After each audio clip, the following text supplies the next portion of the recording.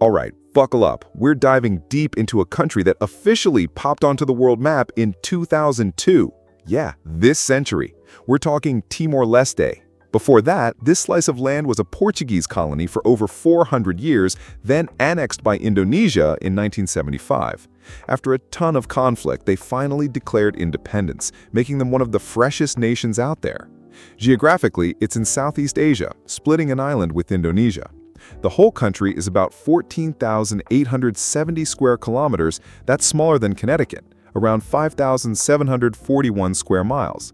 But don't let the size fool you. The terrain is wild. High mountain ranges, untouched beaches, and legit rainforests.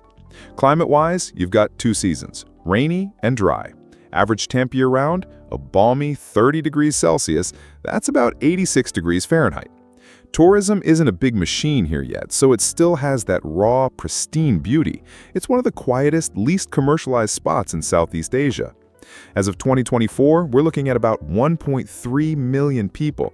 And get this, 97% are Catholic, the highest in the whole region.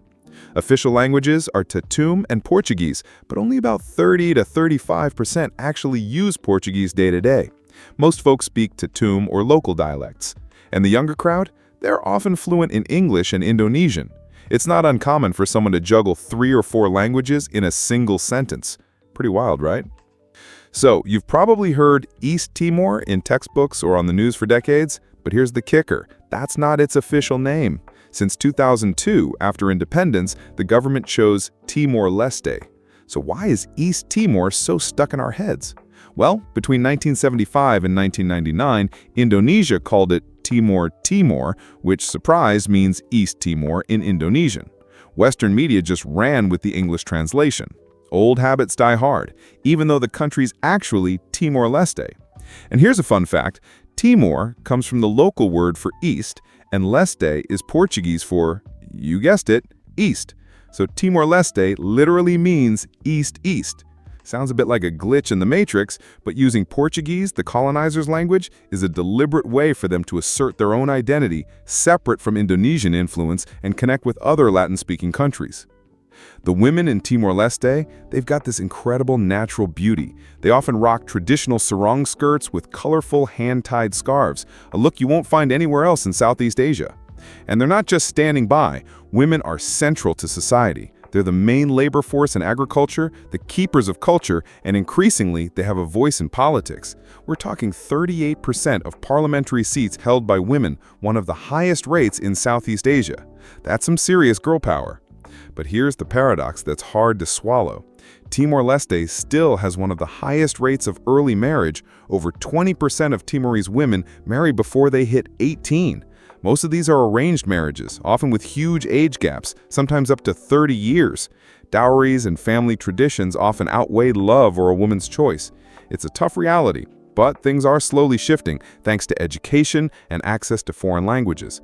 Many young women now speak up to 4 languages fluently. They're more confident, more proactive, and they're building relationships on their own terms, connecting with people from the US, Australia, and Europe through social media and dating apps. They're basically rewriting their own futures, which is pretty badass. Just about 15 miles north of Dili, the capital, there's this island called Atauro, and it's not just any island, it's a legit biological gem. In 2016, scientists did a survey and found up to 643 reef fish species around it. That's the highest number ever recorded in any marine region on the planet. Seriously, the highest. Many of these fish had never even been documented before. Atauro sits within the Coral Triangle, which is already known as the world's most biodiverse marine region. But even the researchers were stunned by Atauro. They're actually pushing to make it an official marine conservation park.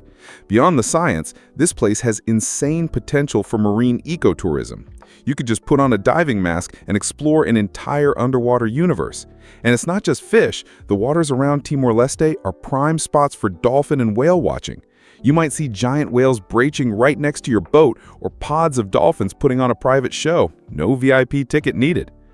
If you're digging these deep dives into places most people only dream of and you want to level up your knowledge of the world, go ahead and hit that subscribe button and the notification bell. We've got plenty more insane journeys coming your way. Right in the heart of the capital, Dili, is the Tais market. Tais is this traditional hand-woven fabric, one of Timor-Leste's most distinctive cultural treasures. People use it for everything important: weddings, funerals, gifts, traditional ceremonies. Each piece has these characteristic colors: reds, oranges, indigos, yellows, combined with geometric patterns, ancestral symbols, or sun motifs.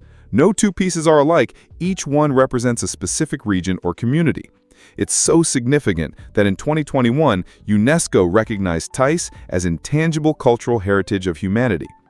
At the market, you can see artisans weaving right there on the spot. The stalls are all run by local women. They're not just selling, they're explaining the meaning of each pattern. It's like a living cultural museum.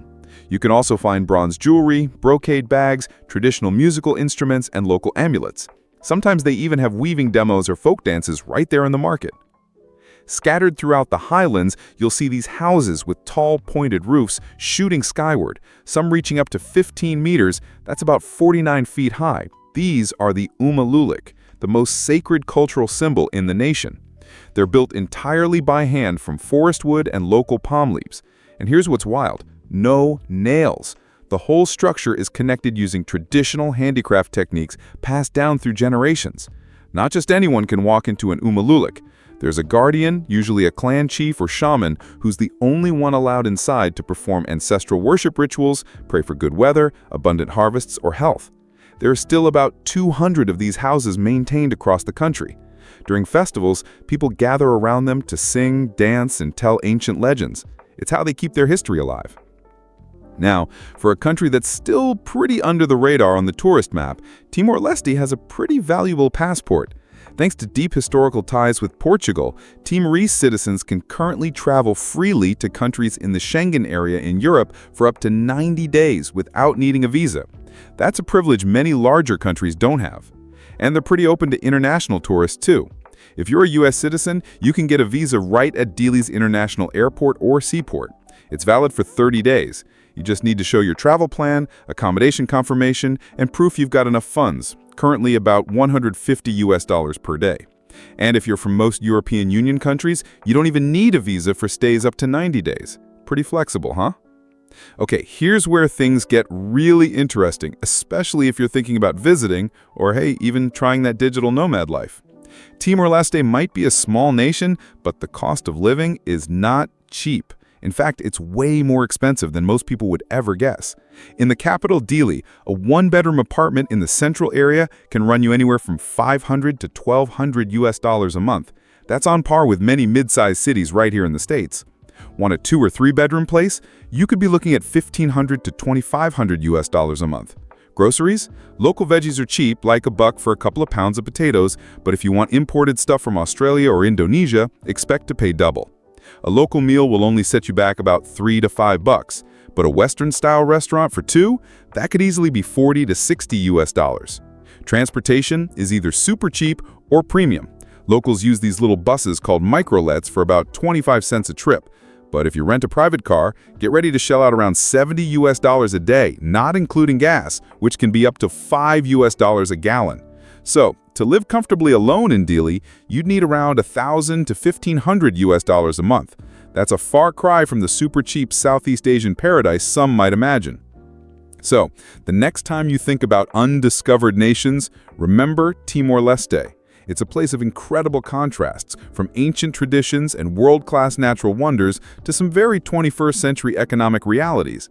It's a reminder that there's always more to the story than what fits on a postcard. What fact about Timor Leste blew your mind the most? Drop a comment below. I'm curious to hear your take. And if you want to keep exploring the world's hidden corners, check out our last video right here. Don't forget to like, subscribe, and we'll catch you on the next one.